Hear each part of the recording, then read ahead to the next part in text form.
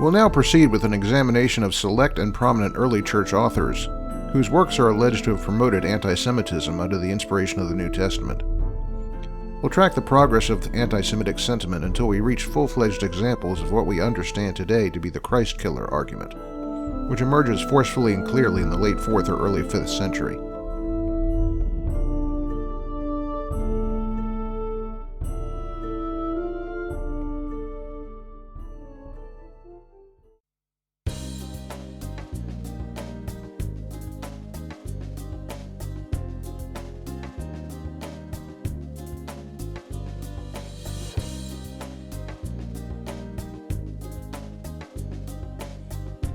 Justin Martyr's dialogue with Trypho offers an extended account of what is most likely a hypothetical dialogue between the Christian apologist Justin Martyr and a Judean named Trypho.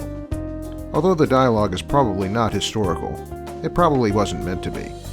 But we can suppose that Justin constructed the dialogue based on real objections he encountered from Judeans of his day.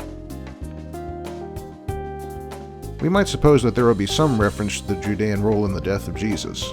There is, but it's found in only 2 chapters out of more than 100. In chapter 16, Justin briefly alludes to the destruction of Jerusalem and the dispersion of the Judeans.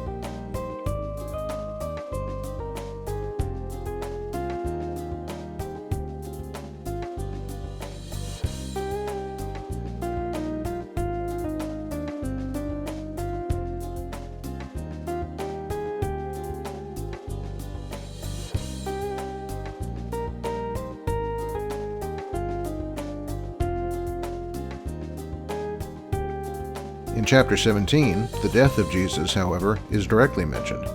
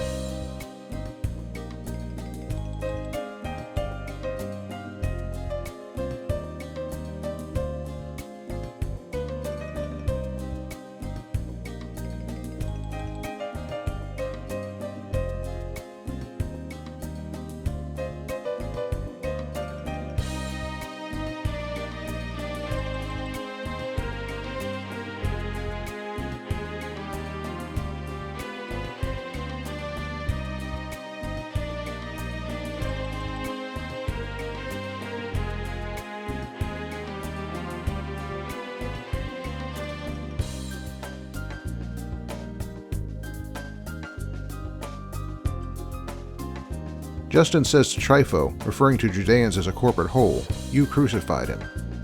That's the whole of what Justin says about responsibility for the death of Jesus in over 100 chapters. He places far more emphasis on then-current Judean opposition to Christians. Clearly, in terms of Judean involvement in the death of Jesus, this is little more than the same as what we have found in the responsibility passages in the New Testament.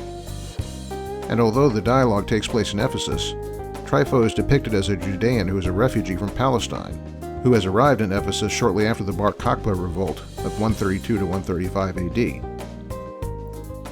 Other than these few lines, Justin doesn't say much about Judean responsibility for the death of Jesus, so what can be said about his use of the New Testament events in this regard?